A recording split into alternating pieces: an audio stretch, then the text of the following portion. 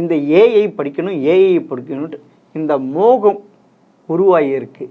அது சரிதானா? அதாவது இந்த படிப்புன்ற போது ஒரு குறிப்பிட்ட நாள் தான் அந்த ஏஐனுடைய வேல்யூ இருக்கும்.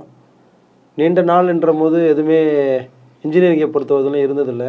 ஒரு குறிப்பிட்ட நாள் முன்னாடி பார்த்தோன்னா, ஒரு 5 இயர்ஸ் முன்னாடிலாம் பார்த்தோன்னா, மெக்கானிக்கல், சிவில் இதெல்லாம் ட்ரிபிள்இலாம் நல்லா பீக்கில் இருந்தது.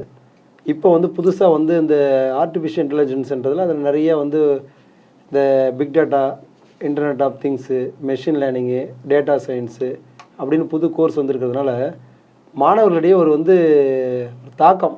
இது எடுத்து படித்தா நம்ம ஒரு ஐடி ஃபீல்டு போக முடியுமா அப்படின்ற மாதிரி ஒரு இதில் இருக்காங்க. ஆனால் இன்றைய காலகட்டத்தில் +2ல் பார்த்தோன்னா இந்த ஏஐ தான் படிக்கணுன்றதெல்லாம் இல்லை. நிறைய இன்ஜினியரிங்கில் பார்த்தோன்னா நிறைய கோர்ஸ் வந்துட்டுருக்கு.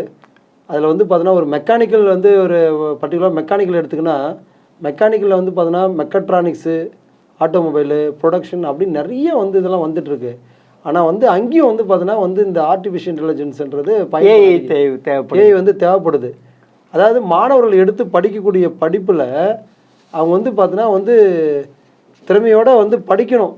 அதாவது நீங்கள் சொல்கிறத பார்த்தீங்கன்னா ஆல் த டிபார்ட்மெண்ட்டுக்கும் ஏஐ தேவைப்படுகிறது.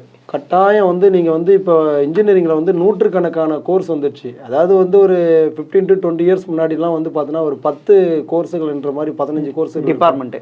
ஆனால் இன்றைக்கி ஒரு மெக்கானிக்கலில் 10 புது கோர்ஸ் வந்திருக்கு. 10 புது கோர்ஸ் வந்திருக்கு. சிவிலில் வந்திருக்கு, இசியில் எலக்ட்ரானிக்ஸ் அண்ட் கம்யூனிகேஷன் இன்ஜினியரிங் வந்திருக்கு, ட்ரிபிள்இயில் வந்துட்டுருக்கு. அதே மாதிரி எல்லாத்துலேயுமே கம்ப்யூட்டரில் வந்துட்டுருக்கு, இன்ஃபர்மேஷன் டெக்னாலஜி புதுசாக ஒன்று வந்துட்டுருக்கு. அப்படி இருக்கிற போது இவங்க மாணவர்கள் புது கோர்ஸ்ன்றதுக்காக ஒரு குறிப்பிட்ட நாள் தான் அதுக்கு இம்பார்ட்டன்ட் இருக்கும்.